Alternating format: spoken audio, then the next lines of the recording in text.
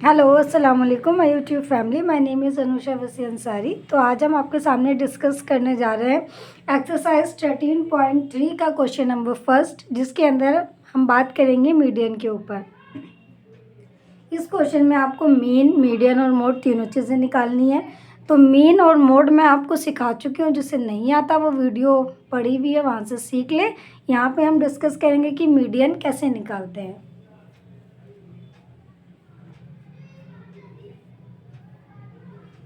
तो I hope आपको अभी तक मीन और मोड समझ में आ गया होगा। आज हम आपके सामने डिस्कस करेंगे कि मीडियन कैसे निकालते हैं। तो मीडियन का जो हमारा फॉर्मूला होता है, देखो मोड के अंदर हमें कोई चीज़ निकालने की ज़रूरत नहीं होती है, लेकिन मीन में हमें कॉलम बनाना पड़ता है।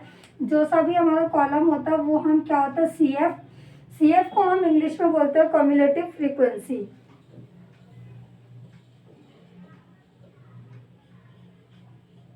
मीडियन हम निकाल रहे हैं और मीडियन को हम किससे डिनोट करते हैं? एम से डिनोट करते हैं। हिंदी में इसको बोलते हैं संचयी बारंबारता। जो भी बच्चे हिंदी में हैं उनको ये क्वेश्चंस आपको एनसीईआरटी बुक में हिंदी में मिल जाएगा, और ये निकालना है, इसको कहते हैं संचयी बारंबारता। इंग्लिश में कहते हैं क्यूमुलेटिव फ्रीक्वेंसी। ठीक है।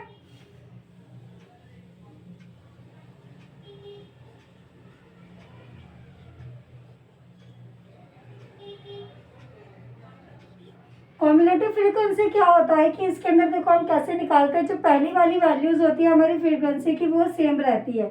उसके बाद हम क्या करते हैं? ऐड करते हैं। जैसे 5 और 4, मतलब पहली वाली वैल्यू हमने एज इट इज रख दी, उसके बाद जो भी नीचे वैल्यूज है सबको जोड़ते रहेंगे। 4 तो रहेगा ही रहेगा, 5 साथ में आ जाएगा 9। जैसे मान लो आपने एक अपने सेविंग अकाउंट में 4 रुपये डाले, और तो अगले दिन आपके 4 तो रहेंगे ही रहेंगे ना, आपने 5 और डाल दिए, तो सेम ये रहेगा। 4 और 5 9 हो गया। अब इसका टोटल कितना है? 9। और यहाँ कितना है? 13। तो आप अब इन दोनों को प्लस कर देंगे, और प्लस करके यहाँ पे आंसर लिखेंगे इस तरीके से 9 और 13। तो जब प्लस करके सबके आंसर्स आ जाएंगे, आप सबको ऐड करते रहेंगे।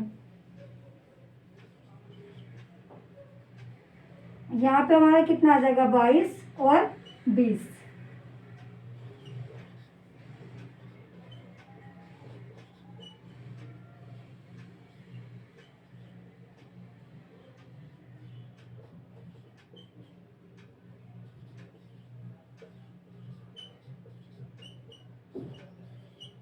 तो यहाँ पर मैंने लिख दिया है, और कुछ बच्चे होती है तो मैंने आपको सारा एक्सप्लेन करा है खोल के कि सी एफ हम कैसे निकालते हैं और कैसे बनाते हैं। तो यहाँ पे हर एक वैल्यू को, हर एक फ्रीक्वेंसी को पहली वैल्यूज एज इट इज लिखनी है। फिर पहली वाली में दूसरी जोड़ देंगे, 9 आ जाएगा। फिर जो आंसर आया उसमें तीसरी वैल्यूज जोड़ देंगे। ऐसा नहीं करना कि 5 में ही 13 जोड़ना है। फाइनल आंसर में आपको फ्रीक्वेंसी के नेक्स्ट टर्म को जोड़ना है। ऐसे ही जोड़ते जोड़ते आपका सम आ गया 68। इसका मतलब आपकी फ्रीक्वेंसी का सम कितना है? 68 है। जो ये सम है, ये वाला सम हमेशा मैच करेगा। अगर आपका ये दोनों मैच नहीं करते तो इसका मतलब आपका क्वेश्चन गलत है, आपने जो आंसर निकाला है वो गलत निकाला है।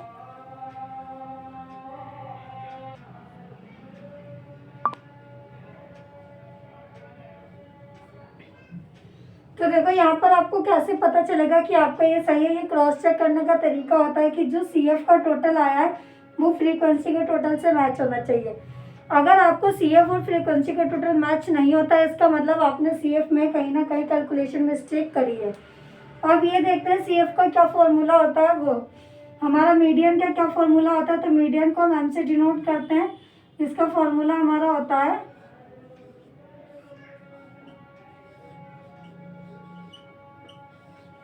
अब कोई ये नहीं कहेगा कि हमें कैसे, हम एच क्या होता है, एल क्या होता है। जिनको मीन और मोड दोनों निकालना आता है उनको पता है कि एल हमारी लोअर लिमिट होती है, एच हमारा कॉमन डिफरेंस होता है। जो भी हमारी कॉन्टिन्यूस सीरीज में गिवन होता है उसका डिफरेंसेस होता है, और फ्रीक्वेंसी हमारी मेन फ्रीक्वेंसी होती है।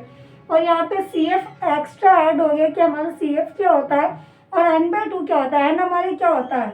एन हमारा होता है नंबर ऑफ टर्म्स।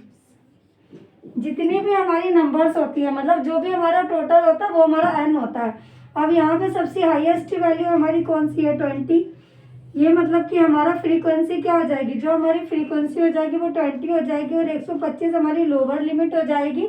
और इस ठीक फ्रीक्वेंसी के ऊपर वाली लाइन में देखेंगे जो भी हमारा आंसर है, मतलब कि जो भी हमारा 22, वो हमारा क्या हो जाएगा, CF हो जाएगा। CF ऑलवेज हमारा फ्रीक्वेंसी के अपर वाली साइड में होता है। कुछ बच्चे कंफ्यूज हो जाते हैं, यहाँ ले लेते हैं, यहाँ नहीं लेना है, CF में देखना है और फ्रीक्वेंसी की ठीक है अपर ऊपर वाली लाइन में हमें जाना है और उसमें CF लेना है। तो यहाँ पर लिख लेते हैं, L हमारा 125 होता है और N हमारा 68 होता है और मेन फ्रीक्वेंसी हमारी 20 दे रखी है और CF हमारा कितना दे रखा है, 22। यहाँ पर इन चीज़ों का मैंने लिख दिया है। जो मेन चीज़ होती है आपको अपने एग्जाम में भी लिख लेना है इसी तरीके से कि क्या है क्या नहीं है।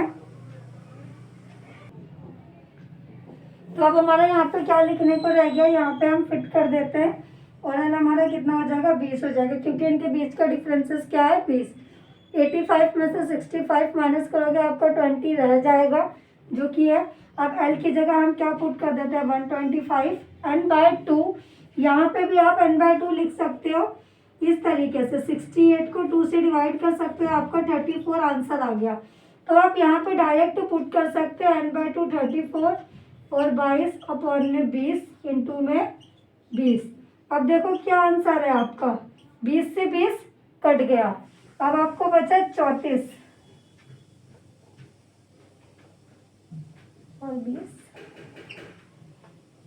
अब यहाँ पे आपको ऐड कर देना है। 34 में से गए 4 में से 2 गए बचे 2, 3 में से 2 गए बचे 1, मतलब 12। अब 125 में 12 ऐड कर दो तो ये कितना आ गया आपका आंसर, 137।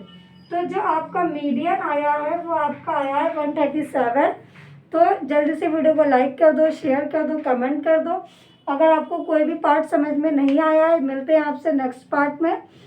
ये वाली वीडियोस मैंने बहुत एक्सप्लेन करके बताई है ताकि आ जाए, क्योंकि CF निकालने में काफ़ी बच्चों को प्रॉब्लम होती है। तो मिलते हैं आपसे नेक्स्ट वीडियो में।